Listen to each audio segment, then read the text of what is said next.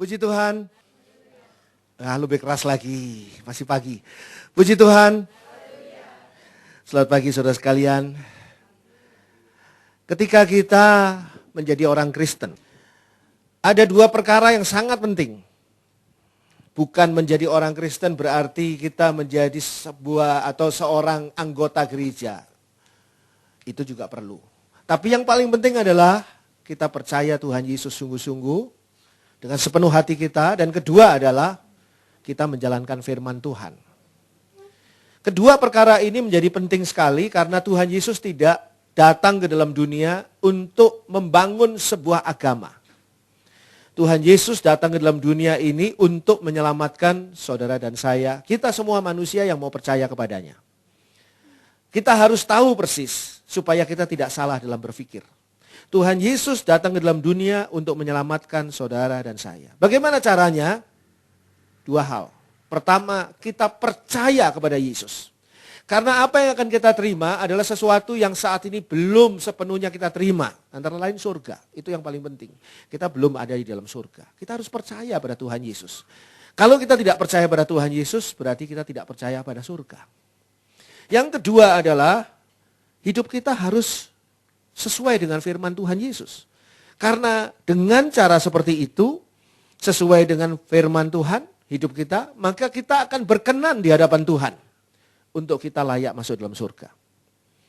Apa dasar dari firman Tuhan? Mari kita perhatikan apa yang dikatakan pada Markus 12. Markus 12 ayat 30 dan 31. Dasar dari firman Tuhan yang jangan sampai kita lupakan. Jangan-jangan kita melakukan firman Tuhan tapi tidak melakukan dasarnya. Maka apa yang kita lakukan bisa menjadi sia-sia. Markus 12 ayat 30 dan 31. Mari. Markus 12 ayat 30 dan 31.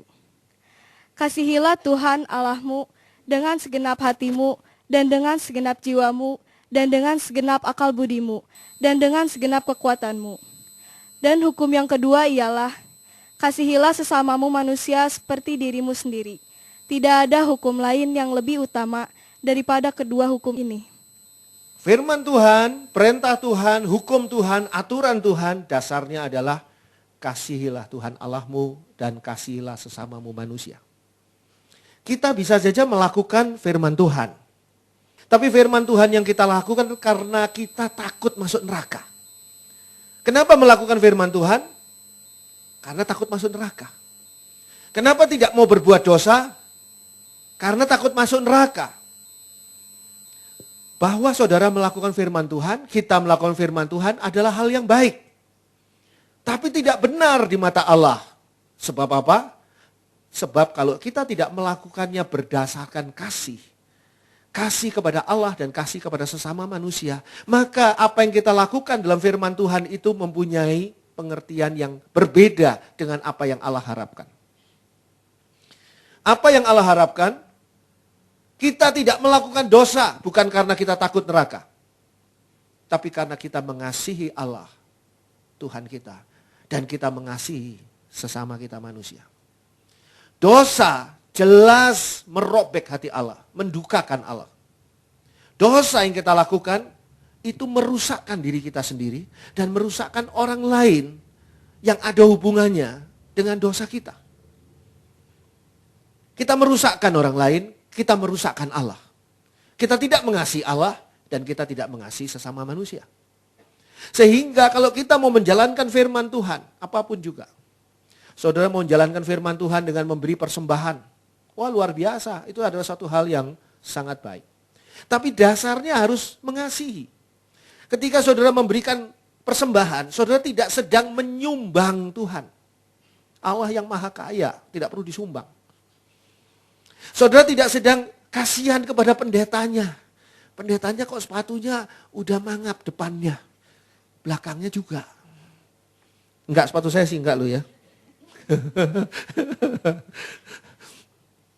Sehingga saudara memberi persembahan. Dasarnya memberi persembahan salah. Dasarnya memberi persembahan itu adalah karena saudara mengasihi. Mengasihi Allah, maka saudara memberi persembahan kepada Allah. Saudara membantu dana sosial. Di gereja kita ini ada bantuan dana sosial. Nanti ada di warta jemaat juga. Bukan karena saudara merasa diri mampu dan yang dibantu itu adalah orang-orang tidak mampu. Bukan.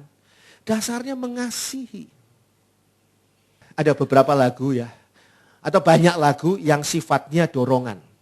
Dorongan untuk kita itu menyembah Tuhan. Memuliakan Tuhan. Mengucap syukur sama Tuhan. Tapi hati-hati.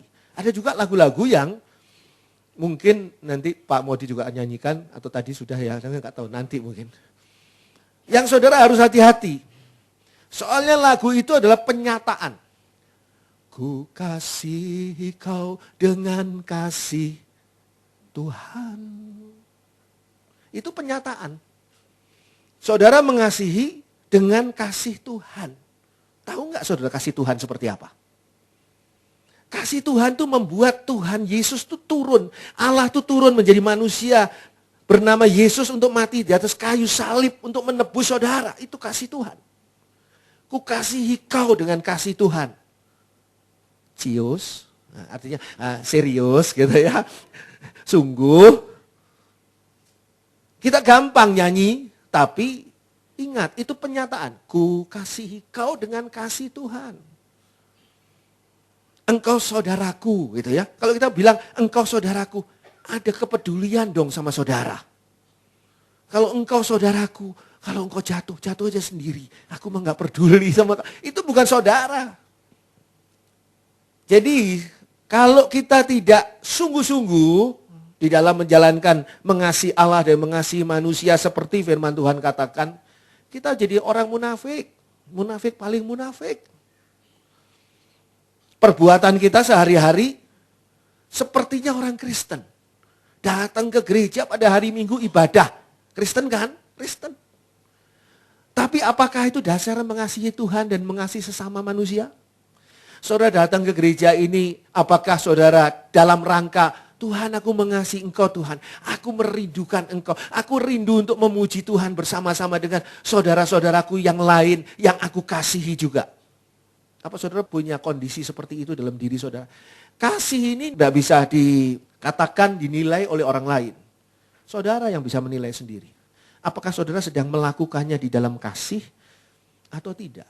Ketika kantong kolektor lewat di depan saudara dan saudara memasukkan uang ke dalam kantong kolektor, apakah dasarnya saudara mengasihi? Atau saudara merasa, lewat lagi ini kantong. Gitu ya. Gua nggak ngasih, gua nggak enak ke teman gua. Ngelirik lagi teman sebelah gua, ngelihat gua ngasih atau enggak. Udah mau ngasih juga mau dilihat warnanya yang dikasih apa gitu ya. Warna genggamannya itu udah genggam habis-habisan gitu ya. Supaya nggak kelihatan warnanya gitu. Kalau lihat warnanya nanti tahu nilainya gitu. Atau dasarnya saudara mengasihi Allah. Saudara sungguh-sungguh mengasihi Allah ketika saudara melakukan ibadah. Ketika saudara berdoa. Doa saudara itu karena saudara butuh pada Allah. Atau saudara mengasihi Allah. Kalau karena butuh, kapan-kapan gua nggak butuh, gua nggak doa lagi. Sekarang Tuhan saya lagi sakit Tuhan. Waduh Tuhan sembuhkanlah saya. Berlutut ya. Aduh Tuhan ini utang saya belum dibayar Tuhan itu. Juru tagih sudah luar biasa tuh serem Tuhan pakai tato dan sebagainya. Itu karena saudara butuh, maka doa. Bagus juga sih doa. Butuh sehingga doa pada Tuhan bagus. Tapi Tuhan tuh juga mau saudara datang kepada Tuhan karena Tuhan aku rindu sama Tuhan. Aku mengasihi Tuhan. Dengan hati saudara mengasihi Tuhan. Ingat loh, kasih itu enggak murni datangnya dari kita. Kasih itu datangnya dari Allah. Allah terlebih dahulu mengasihi kita. Sehingga kita mengerti artinya kasih. Yang kita mengerti kadang-kadang cuma apa? Cinta. Bahasa kita Indonesia cinta dengan kasih maknanya nggak sama. Dalam bahasa Inggris sama, love. Tapi kalau di dalam bahasa Indonesia agak lain. Cinta itu lebih kepada suatu luapan rasa, luapan emosional, luapan rasa yang muncul dari dalam diri kita. Yang menggebu, meluap dengan luar biasa. Kapan-kapan bisa padam. Tapi kalau kasih nggak seperti itu. Kasih itu bukan emosional. Kasih itu bukan suatu luapan di dalam hati kita karena kita mempunyai sebuah dorongan keinginan. Nah, kasih itu malah tidak punya keinginan bagi dirinya sendiri. Sama seperti seorang ibu yang mengasihi anak bayinya dan mengurus anak bayi ini. Nggak tahu anak bayi ini kelak kemudian hari akan berterima kasih nggak ke dia. Tapi ibu ini mengasihi anak ini. Bukan jatuh cinta sama anaknya. Kalau jatuh cinta sama anak bayi, nanti ditunggu besarnya. Setelah besar, diajak menikah di depan pendeta. Maksudnya yang satu kakek-kakek sekali, yang satu nenek-nenek sekali gitu. Pasangannya muda sekali karena dulunya masih bayi, sayang mandiin dia, sayang ngurus. Enggak seperti itu. Kasih ini adalah hal yang benar-benar datangnya dari Allah. Sehingga dunia sulit memahami akan kasih. Tidak mengerti akan mengasihi Tuhan Allah dan sesama manusia. Dan bagaimana kategori kasih ini? Hari ini saya mau ajak kita semua merenung tentang bagaimana sesungguhnya kita menerapkan kasih. Ini sesuatu yang saya dapatkan baru dari Tuhan dan ini adalah satu hal yang indah sekali. Saya ajak saudara membuka dulu Lukas 7 ayat 47. Mari. Lukas 7 ayat 47. Lukas 7 ayat 47. Sebab itu aku berkata kepadamu, dosanya yang banyak itu telah diampuni, sebab ia telah banyak berbuat kasih. Tetapi orang yang sedikit diampuni, sedikit juga ia berbuat kasih. Kalau dikatakan di sini pada Lukas 7 ayat 47, apa yang diajarkan Tuhan Yesus ini luar biasa indahnya. Kalau saudara baca firman Tuhan itu jangan cuma baca, pokoknya targetnya dari Kejadian sampai kitab Wahyu. Saya sudah 53 kali loh baca Kejadian sampai Wahyu sampai selesai. Enggak ada gunanya kalau saudara tidak memahami apa yang tertulis di sana. Dikatakan di sini pada ayat 47 yang baru kita baca tadi. Sebab itu aku berkata kepadamu, kata Tuhan Yesus, dosanya yang banyak itu telah diampuni. Apa artinya? Artinya dia mendapat kasih yang sangat banyak. Dosanya yang banyak itu diampuni. Padahal dosa itu nggak perlu banyak. Dosa itu cukup satu. Saudara ingat pada waktu Adam dan Hawa ada di Firdaus. Mengapa mereka terusir dari Firdaus? Berapa banyak dosa yang mereka lakukan? Satu. Dosa itu satu. Jadi tidak ada, saya mending loh. Saya ini orang lumayan baik loh. Dosa saya cuma 5. Kamu berapa? 500 kan? Oh kamu orang jahat. Nah, dosa itu cukup satu. Dosa, ya dosa. Nggak ada dosa besar, dosa kecil. Dosa saya kecil. Cuma bohong sedikit. Kamu dosanya bunuh, oh berarti kamu lebih jahat ya. Nggak. Di mata Tuhan dosa ya dosa. Cuma di sini Tuhan Yesus ingin mengekspresikan sesuatu yaitu dosamu yang banyak. Telah diampuni. Dosanya yang banyak itu telah diampuni. Tuhan Yesus ingin menyampaikan satu perkara. Orang ini dapat kasih yang banyak. Kenapa orang ini dapat kasih yang banyak? Kita lanjutkan di sana. Sebab ia telah banyak berbuat kasih. Kalau saudara banyak berbuat kasih, saudara pasti akan menerima banyak kasih. Dikatakan juga di sini, tetapi orang yang sedikit diampuni. Nah, sedikit diampuni ini berarti enggak terus kamu berbuat dosa ya? Iya, ya sudahlah kata Tuhan, saya sedikit mengampuni kamu. Berapa banyak Tuhan sedikitnya itu? Ya 70% lah saya ampuni. Berarti kamu masih 30% berdosa dan belum saya ampuni. Enggak begitu. Sedikit ini menggambarkan bahwa orang ini sedikit menerima kasih. Sedikit juga ia berbuat kasih. Karena dia sedikit berbuat kasih. Jadi apa artinya ini? Kasih itu adalah suatu mekanisme yang harus dijalankan secara sadar. Orang gila tidak bisa mengasihi. Karena dia gila, dia nggak tahu apa yang dia lakukan. Orang pingsan tidak bisa mengasihi. Orang yang mengalami kondisi koma di rumah sakit nggak bisa mengasihi. Jadi kalau ada istri yang bilang, pernikahan saya itu 30 tahun. Selama 25 tahun suami saya tidak mengasihi saya. Nah 5 tahun terakhir suami saya mengasihi saya dengan luar biasa. Loh gimana? Kok bisa ceritanya gimana 5 tahun yang menarik ini mengasihi? Ya selama 5 tahun suami saya koma. Biasanya dia suka marah-marah, dia suka nempeleng saya. Sekarang gak pernah lagi nempeleng saya.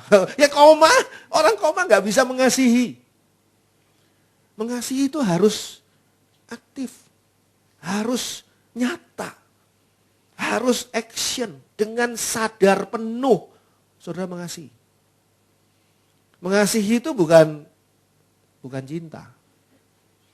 Kalau cinta mungkin bisa nggak terasa tiba-tiba, loh kok saya jatuh cinta ya gitu. Tapi kalau kasih itu, mengasihi itu dengan tindakan yang benar-benar disadari. Allah menjadi manusia untuk menebus dosa kita yang percaya kepadanya.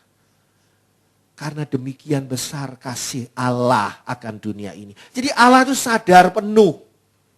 Sadar penuh Allah itu benar-benar dengan sadar mengasihi manusia. Sehingga punya program penebusan. Itu kasih. Pertama adalah dasar firman Tuhan, kasihilah Allah Tuhanmu dan sesamamu manusia. Dan kedua adalah mendapat banyak kasih karena telah banyak berbuat kasih. Saudara camkan ini. Apa yang ingin saya sampaikan di sini?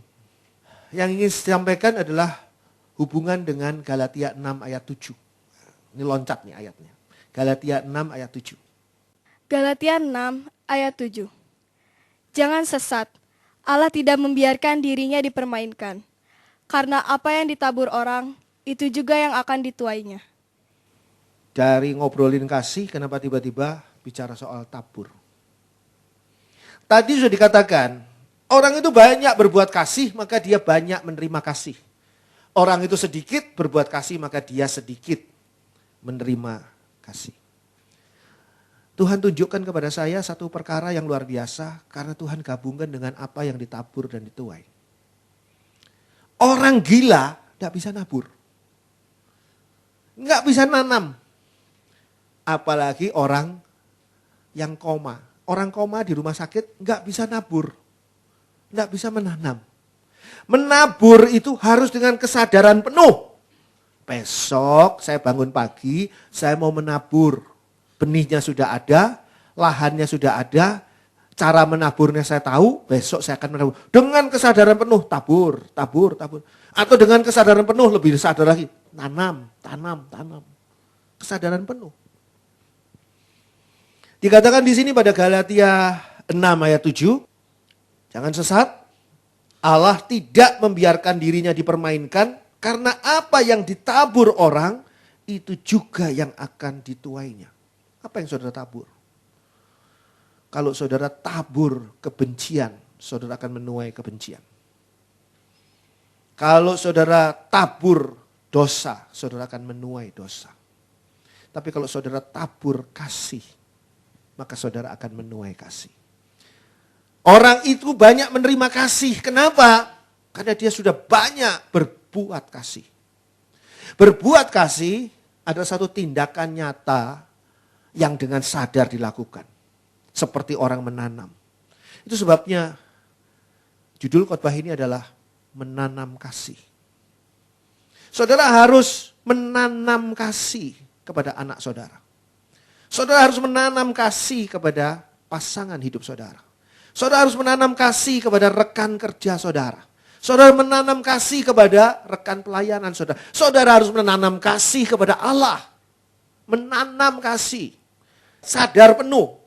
Dengan tindakan sadar sepenuh hati. Saya tanamkan kasih ini. Gak bisa dengan tidak sengaja. Saya tidak sengaja mengasihi kamu. Gak bisa. Sebab ini adalah tindakan yang nyata.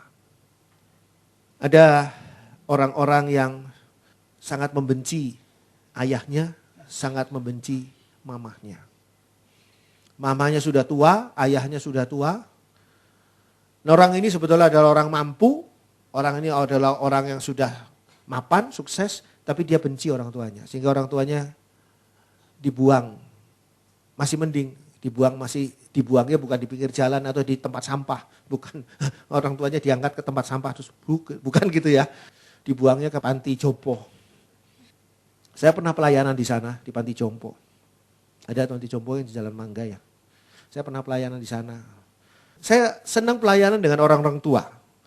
Karena orang tua itu punya pengalaman yang begitu banyak. Saya pernah pelayanan penjara, 7 tahun lebih saya pelayanan penjara. Saya pernah pelayanan orang-orang buta. Saya pernah pelayanan ke panti jompo. Di panti jompo saya bicara sama Oma ini, kenapa Oma ada di sini? Saya kenal dengan keluarganya. Anaknya itu orang mampu. Bukan cuma orang mampu, anaknya itu majelis sebuah gereja. Tentu tidak disebutkan namanya gerejanya. Nanti saya dituduh menjelekkan, merusakkan nama baik atau apa itu ya. Majelis. Kenapa kok Oma dibuang di sini? Dibuang dalam tanda kutip, karena di situ gak diurus. Saya pernah mengurus mama saya, saudara tahu saya pernah mengurus mama saya sampai akhir hayatnya. Itu memang repot ngurus orang tua. Ngurus bayi lebih mudah loh. Saya sempat ngurus anak-anak saya ketika anak-anak saya masih bayi. Saya urus, zaman dulu ya, zaman popok ya, bukan zaman pampers. Sehingga kalau kencing, kalau pupup gitu ya, bisa diganti. Bisa diganti, tinggal angkat 2 kakinya, bersihkan. Bagian belakangnya dia dibersihkan. Nah kalau orang tua, apa bisa diangkat 2 kakinya, dibersihkan. Susah banget, berat banget. Repot dah. Udah gitu kalau bayi kan, gitu aja kan ya. Nggak ngomel kan. Kalau orang tua kadang-kadang ngomel. Udah diberi, dia bilang pengen makan tumis kangkung. Bikinkan tumis kangkung, bukan bikin, beli di restoran yang paling enak. Sampai datang, loh kok tumis kangkung? Kan pengennya capcay. Wah. Jadi kadang-kadang gitu ya. Kadang-kadang gitu loh. Kalau bayi, enggak. Saya pengen merek susu. Ya, susu bubuk yang seperti ini. Dikasih merek lain, ya iya aja. Nyot-nyot aja si bayi. Gampang. Orang tua agak susah memang. Tapi apa karena itu? Oh bukan. Karena si Oma ini dulu waktu anak-anak masih kecil. Oma ini tidak menanamkan kasih kepada anak-anaknya. Jadi mau tumbuh apa? Saudara punya lahan. Lahannya tuh subur luar biasa. Dikasih pupuk kandang langsung dari pusatnya. Pupuk kandang langsung dari pusatnya itu berarti ada kerbau di sana, ada sapi, ada tetangga. Pupuk luar biasa. Lalu saudara tungguin, pohon mangga saya kok gak tumbuh-tumbuh. Saya nanya, kamu sudah nanam belum biji mangga? Enggak pernah. Ya enggak akan pernah tumbuh. Tak. Jangan ditak, jangan. Coba saudara lihat. Ya kalau enggak pernah nanam, ya enggak akan pernah tumbuh. Apa yang akan kamu tuai itu adalah yang dulu pernah kamu tanam. Kamu menanam apa dengan keluargamu? Keluargamu dipenuhi segala kebutuhannya. Karena kebetulan punya uang yang banyak. Penuhi semua. Butuh apa? Nih uang. Plak. Tapi kalau tidak pernah ditanamkan kasih. Nanti kalah sama keluarga yang gak punya uang. Keluarga itu gak punya uang. Punyanya kasih. Dan itu yang ditanamkan oleh si ayah kepada anak-anak. Oleh si ibu pada anak-anak. Oleh suami kepada istri. Oleh istri kepada suami. Keluarga itu pasti bahagia luar biasa. Oma ini menangis. Menceritakan gimana dulu-dulunya seperti itu. Terlambatkah? Saya bilang Oma gak terlambat. Gak ada yang terlambat selama kita masih punya umur. Selama kita masih hidup. Kalau dulu belum menanamkan kasih, kenapa gak sekarang menanamkan kasih? Loh tapi apa masih ada waktu. Untuk menanamkan ke anak-anak saya yang sudah terlanjur seperti itu kepada saya. Oh enggak harus sama anak-anak Oma aja, sama semua, sama siapapun. Sama perawat-perawat yang ada di panti jompo itu, sama siapapun. Saat itu Oma itu menanamkan kasih. Menanamkan kasih ini bentuknya seperti apa? Bisa macam-macam bentuknya. Bentuknya bisa si Oma ini dikasih makanan, dikirimi makanan sama gereja atau sama orang yang jenguk. Ya, bapau 3 gitu. Satu bakpo dimakan sama oma ini nggak habis-habis kan, diemut aja sama omanya kan, nggak dia kan udah nggak ada giginya, jadi kan susah ngunyahnya, jadi diemut sampai lama gitu kan, sampai akhirnya jadi kue lain gitu di dalamnya. Yang dua lagi dikasihkan ke siapa? Ke perawatnya. Dikasihkan itu bukan nyogok loh ya. Pungli nggak boleh loh, ditangkap loh sekarang. Pungli itu korupsi kecil-kecilan, nggak boleh. Pungli mestinya kecil ya uangnya ya. Kalau uang besar tuh punglo, besar ya. Kecil tuh pungli. Koruptor, tor, pasti besar ini. Pungli kecil. Dikasihkan kepada perawatnya. Jadi apa? Si oma ini menuai kasih.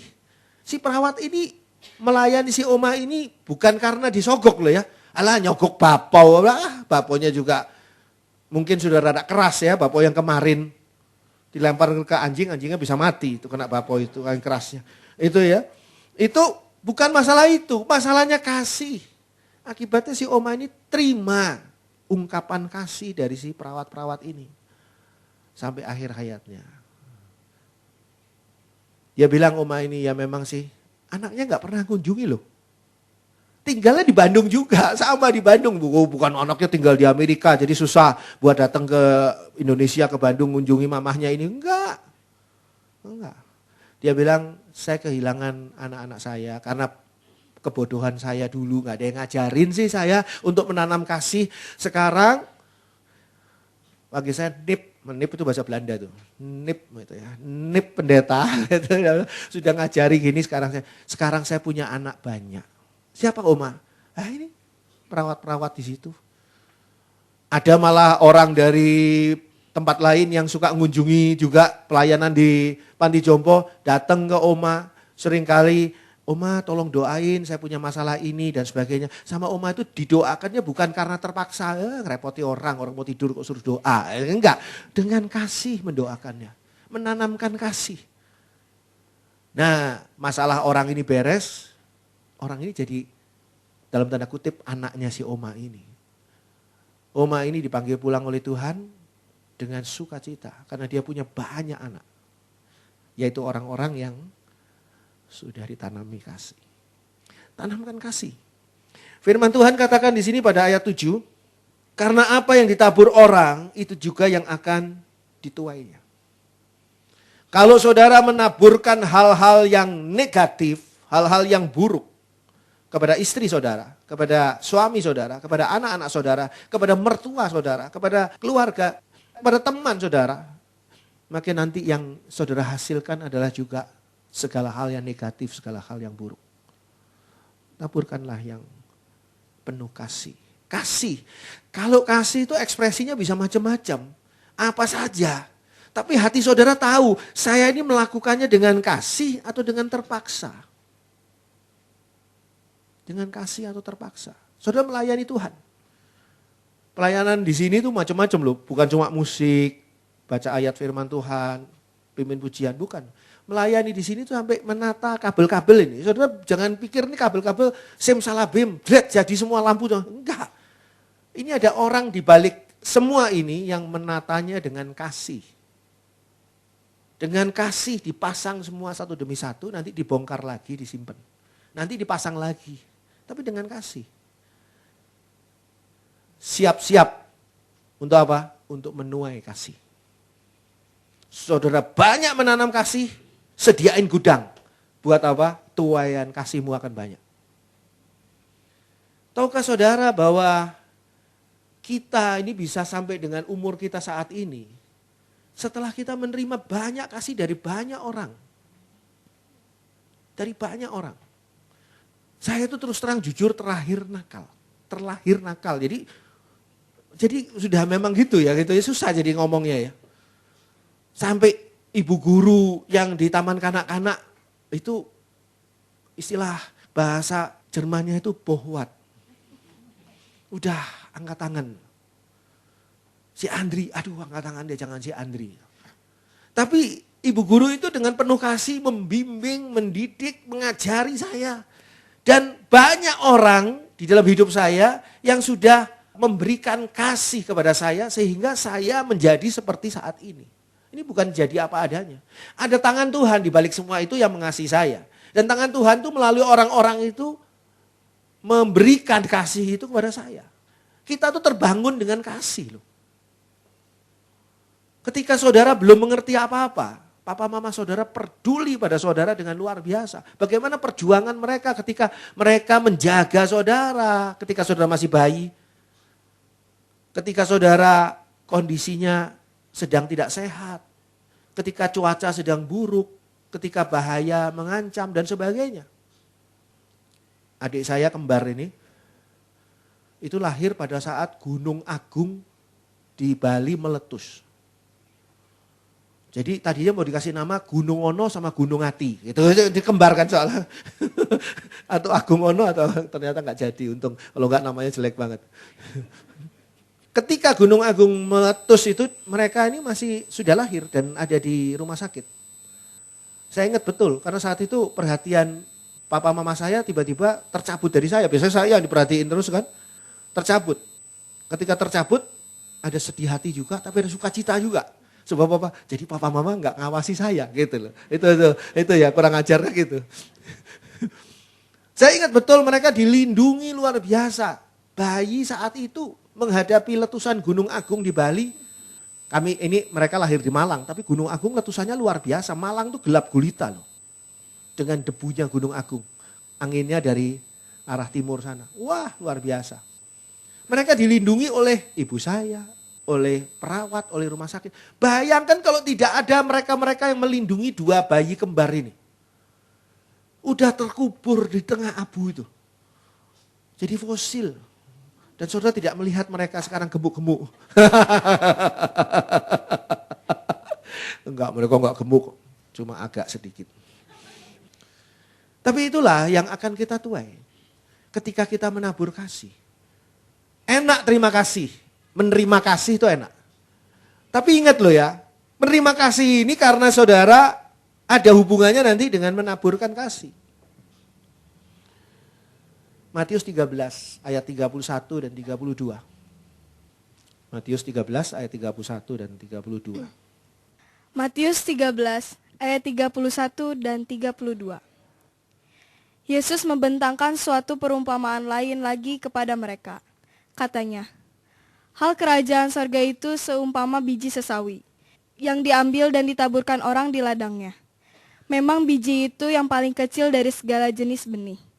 Tetapi apabila sudah tumbuh, sesawi itu lebih besar daripada sayuran yang lain.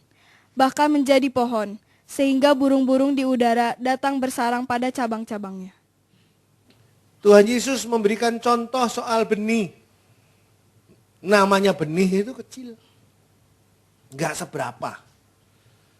Kalau saudara memindahkan pohon mangga yang sudah ada buahnya gitu. Saudara pindahkan pohon mangga itu namanya bukan menanam benih. Mindahin pohon namanya. Bukan nanam benih. Tapi kalau benih itu kecil.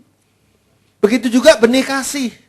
Benih kasih itu kelihatannya kadang-kadang sepele. Tidak seberapa. Tapi sesungguhnya kalau sudah bertumbuh, itu bisa jadi berkat yang luar biasa.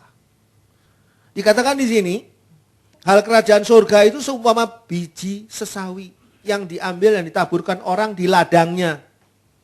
Memang biji itu yang paling kecil dari segala jenis benih.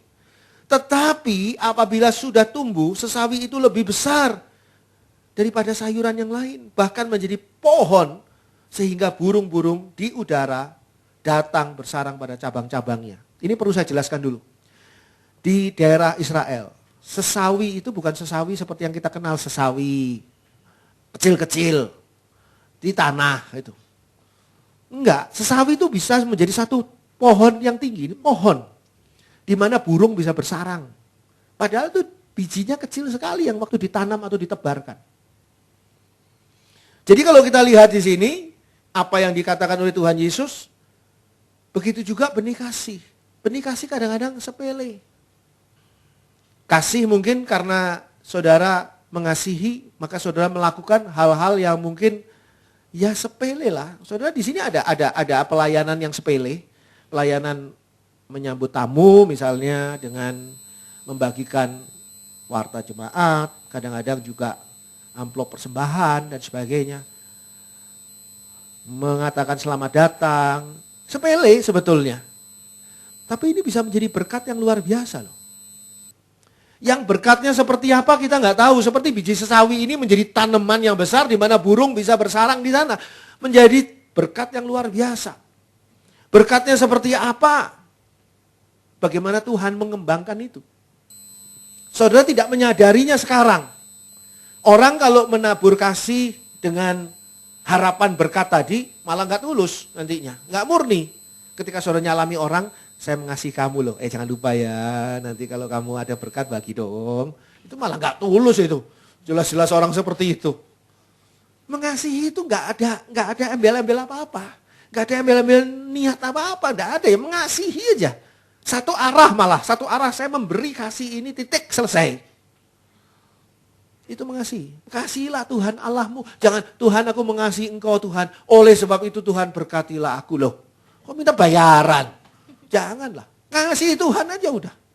Oh Tuhan sudah lebih dulu mengasihi kita kok. Kasih sesama kita manusia. Mengasihi aja. Walaupun kita tidak tahu siapa orang itu dan sebagainya. Dasarnya itu mengasihi dan hanya kita sendiri yang tahu bahwa kita sedang melakukannya dengan kasih atau tidak ini. Dengan kepura-puraan, dengan kepalsuan, dengan ada maksud lain dan sebagainya. Apa murni ini? Kasih kita yang tahu. Lakukanlah dengan kasih. Lakukanlah dengan kasih karena ini yang akan menjadi berkat yang luar biasa. Saudara masih ingat bagaimana Allah memberikan kepada kita Roh Kudus. Dan Roh Kudus itu memberikan kepada kita buah roh. Ingat loh ya, jangan salah. Bukan buah roh, bukan. Buah roh itu satu. Saudara bisa baca pada Galatia 5 ayat 22 dan 23. Buah roh itu satu. Bukan buah roh, bukan. Buah roh yang satu ini terdiri atas 9 unsur. Kasih, sukacita, damai sejahtera, kesabaran, kemurahan, kebaikan, kesetiaan, kelemah lembutan, dan penguasaan diri. 9 unsur. 9 unsur dari buah, namanya juga buah. Buah itu tuh karena Roh Kudus masuk ke dalam diri orang itu dan orang itu dijadikan produktif. Produktifnya apa? Buah. Itu produk dari sosok yang produktif. Makanya disebut buah roh. Buah roh cuma satu. Tapi unsurnya 9. 9 unsur ini dimulai dengan apa? Kasih. Artinya apa? Kalau tidak ada kasih, kamu tidak punya sukacita. Kalau tidak ada kasih, poro-poro mau damai sejahtera. Nggak ada kasih, nggak mungkin ada kesabaran. Nggak ada kasih, nggak mungkin ada kemurahan. Nggak ada kasih, nggak mungkin ada kebaikan. Kalau nggak ada kasih, nggak mungkin kamu bisa setia. Kita itu bisa setia karena kasih. Nggak ada kasih, nggak mungkin bisa lemah lembut. Bawaannya marah, bawaannya buka jendela mobil dan memaki orang yang hampir nyerempet kita. Belum nyerempet sih. Hampir nyerempet kita. Nggak bisa lemah lembut. Saudara nggak mungkin kan buka kaca jendela, orang hampir diserempet mobil saudara mulus ya. Jaguar biru seperti punya saya, mobil saya Jaguar biru loh, jangan main-main. Itu hampir diserempet. Terus buka jendela harus, jahat deh kamu, nggak mungkin ya saudara gitu dah. Nggak mungkin lah, saudara memaki dari sampai terenggiling, dilarang, nggak boleh. Memberi contoh aja nggak boleh coba, bukan contoh apa ya, gambaran bukan contoh kok, contoh nggak boleh itu. Ini adalah satu hal yang kita ketahui bahwa saudara punya Roh Kudus, punya. Buktinya apa? Saya berbahasa roh. Alah. Bahasa roh itu bisa ditipu, saudara bisa belajar bahasa roh. Saya bisa tanya kepada orang yang berbahasa roh, gimana sih bahasa roh gini. Terus saya belajar, sama seperti kayak saya belajar bahasa Prancis, bahasa Jepang, bahasa Korea, bisa saya, gitu kan. Bahasa roh itu karunia. Yang penting adalah orang punya Roh Kudus itu punya buah roh. Nah kalau orang punya Roh Kudus gak punya kasih, di mana Roh Kudusmu? Paling-paling rock punyanya bukan roh. Gak bisa lah. Orang punya Roh Kudus itu gak mungkin bisa tertutupi. Kasihnya itu, buah roh itu pasti meluap dari diri orang itu. Orang yang punya Roh Kudus mungkin seringkali banyak termasuk saya mendapat karunia bahasa roh. Tapi gak setiap saat saya berbahasa roh terus loh. Mau belanja di pasar pakai bahasa roh. Orang jadi bingung. Ini Pak Pendeta stres ya Pak ya? Jemaatnya memang terlaluan ya Pak ya? Enggak lah. Tapi yang terus menerus itu apa? Buah rohnya itu terus menerus. Nah kalau saudara ngaku punya Roh Kudus, gak punya buah roh, gak punya kasih, ya di mana Roh Kudusnya? Itu loh. Jadi ya, kasih ini adalah sesuatu yang nyata keluar dari dalam diri kita untuk kita lakukan mengasihi Allah dan mengasihi sesama manusia. Itu gak pakai disuruh, itu keluar sendiri. Dan disitulah menghasilkan. Disitulah menghasilkan. Pada tingkat yang tinggi nih ya. Bukan istri yang membuahi suami. Tapi suami yang membuahi istri. Jadi suami membuahi istri. Menanamkan benihnya pada istri. Sehingga nanti istri mengandung punya anak. Buah kasih, hasil kasih antara suami dan istri. Tapi si suami melakukannya dengan kasih.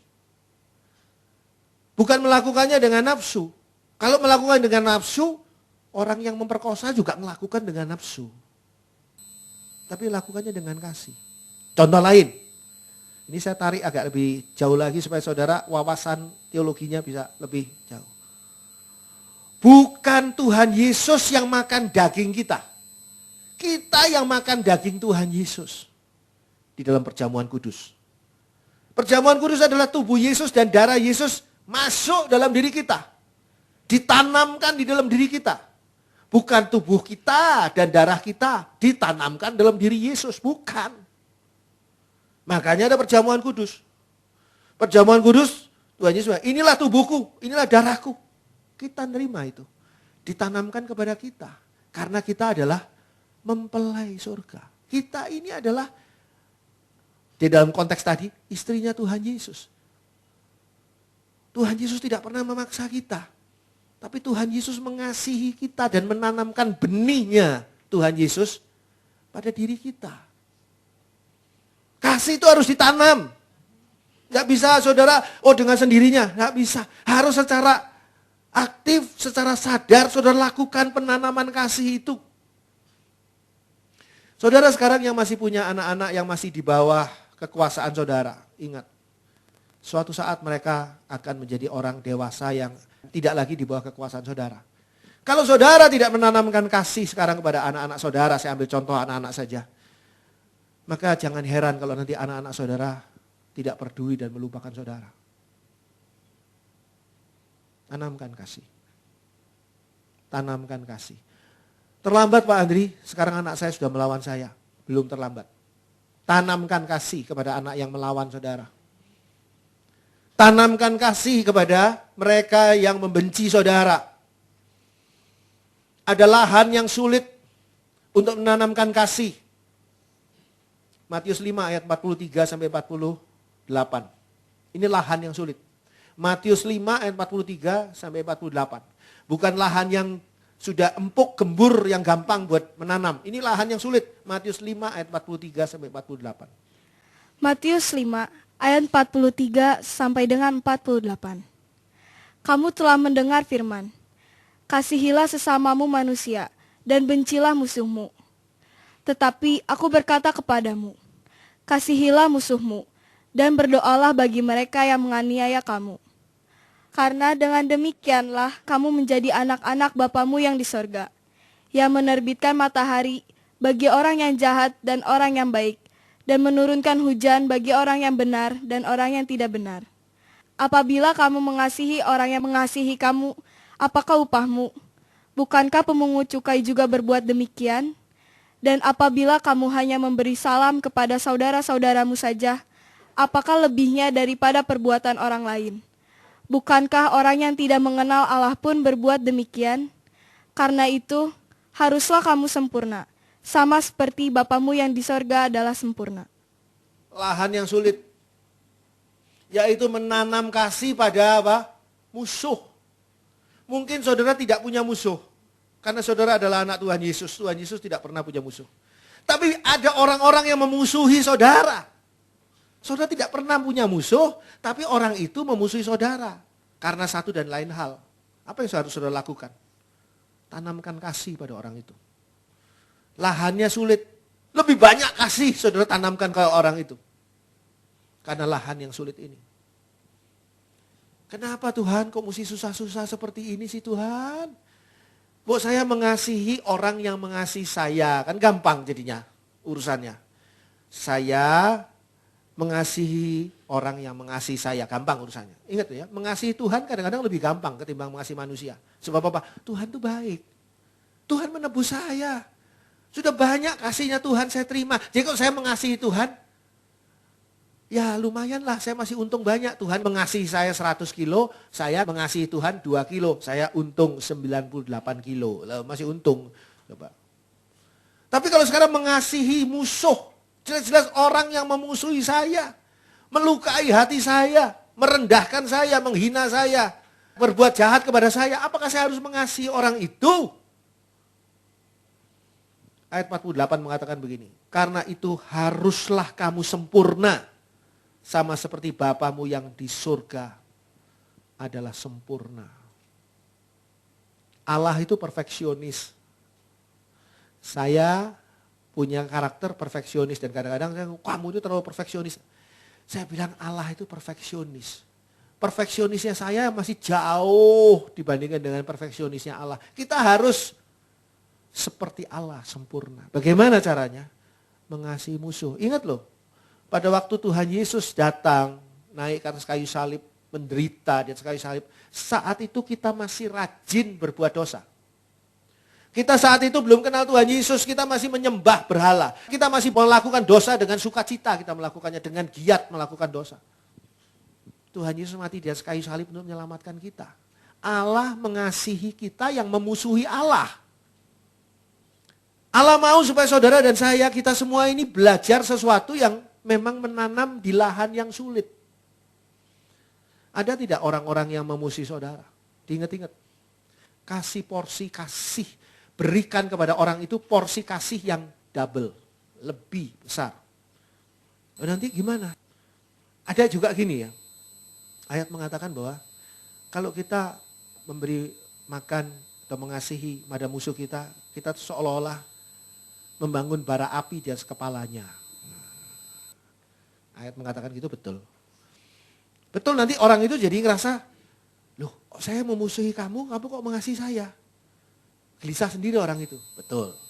Tapi jadi salah kalau saudara mengasihi orang itu dengan maksud, nih saya mengasihi kamu, bara api di kepalamu.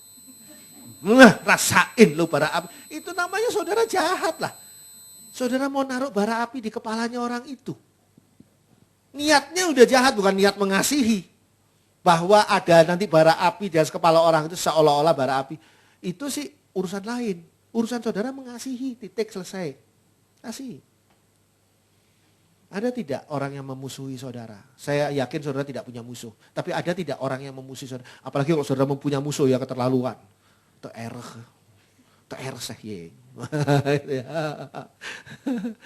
Itu bahasa zaman VOC dulu.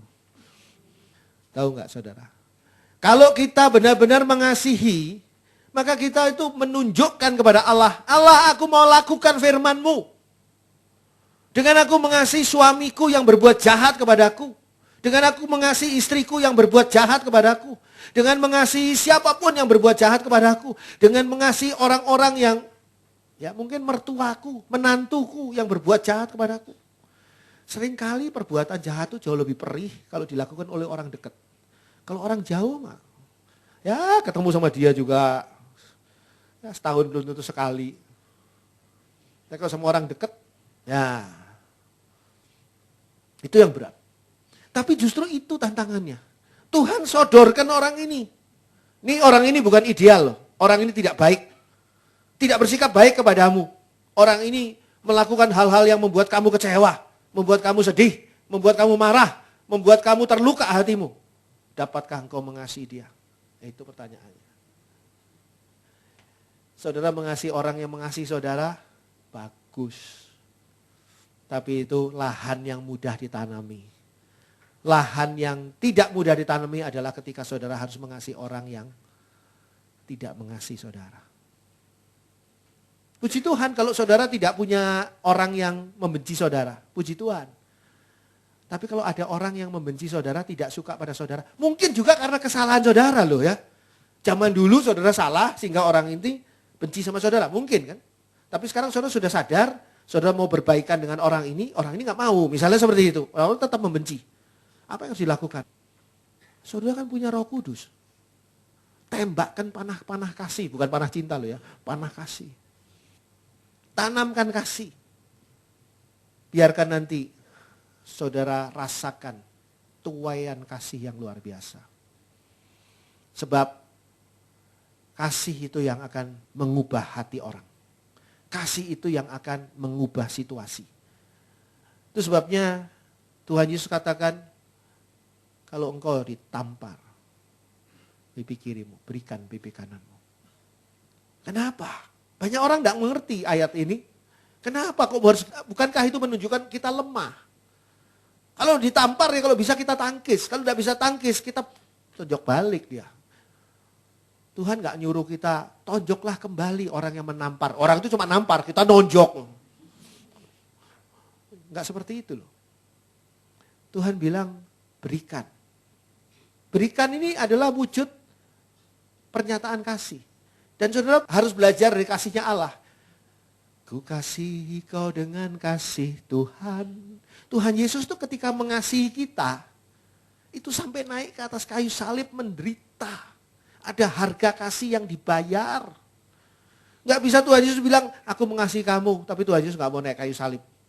Tidak bisa seperti itu. Tuhan Yesus naik ke atas kayu salib, menderita di atas kayu salib, adalah untuk mengasihi saudara dan saya. Jadi artinya apa kita belajar di sana? Mengasihi itu ada harga yang harus dibayar, ada pengorbanan. Mazmur 126 ayat 5 dan 6.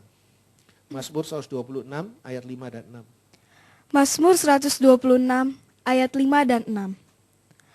Orang-orang yang menabur dengan mencucurkan air mata akan menuai dengan bersorak-sorai. Orang yang berjalan maju dengan menangis sambil menabur benih, pasti pulang dengan sorak-sorai sambil membawa berkas-berkasnya. Mungkin saudara, ketika saudara menanamkan kasih, seperti dikatakan Mazmur 126 tadi, saudara akan mencucurkan air mata. Tuhan Yesus ketika di atas kayu salib mengatakan, Eloi, Eloi, lama sabachthani. Allahku, Allahku, mengapa engkau meninggalkan aku? Itu puncak dari penderitaan Tuhan Yesus. Tuhan Yesus ditempeleng, diludahi, ditelanjangi, disiksa, menderita sebagai manusia. Tapi belum seberapa. Paling berat adalah ketika Allah meninggalkan dia karena dia menanggung dosa umat manusia, dosa saudara dan saya. Di situ ada tangisan, mencucurkan air mata. Ketika saudara menabur dengan mencucurkan air mata, nanti saudara menuai dengan sorak-sorai. Mungkin tidak di dunia ini saudara sorak-sorai, tapi setelah saudara meninggalkan dunia ini, saudara akan mengalami sorak-sorai yang luar biasa di sana karena saudara sudah banyak menanam kasih, walaupun harus mencucurkan air mata. Orang yang berjalan maju dengan menangis. Orang yang berjalan maju dengan menangis sambil menabur benih. Orang ini bukan orang yang lagi koma, bukan orang lagi pingsan, bukan orang gila, bukan orang gak sadar. Ini sadar penuh. Dia maju, dia katakan di sini, maju menabur benih dengan menangis. Dengan menangis ini adalah gambaran harga yang harus dibayar ketika saudara mau melakukan kasih. Melakukan kasih itu enggak gampang. Saudara harus berani bayar harganya. Dengan menangis, dikatakan di sini. Sambil menabur benih. Pasti enggak ada alternatif lain. Ayat firman Tuhan katakan, pasti pulang dengan sorak-sorai sambil membawa berkas-berkasnya. Maju saudara menanamkan kasih dengan menangis, mengucurkan air mata. Saudara pulang kemana? Ke rumah Bapa dengan sorak-sorai. Kalau saudara mau menuai kasih yang banyak, taburkanlah kasih yang banyak. Ketika saudara menaburkan kasih yang banyak, bisa jadi ada air mata yang banyak yang harus keluar. Tapi percayalah, saudara akan menuai kasih yang luar biasa. Karena ini janji firman Tuhan, bukan saya yang ngomong. Ini janji firman Tuhan. Taburkanlah, tanamkanlah kasih. Belum terlambat, Tuhan memberkati. Amin.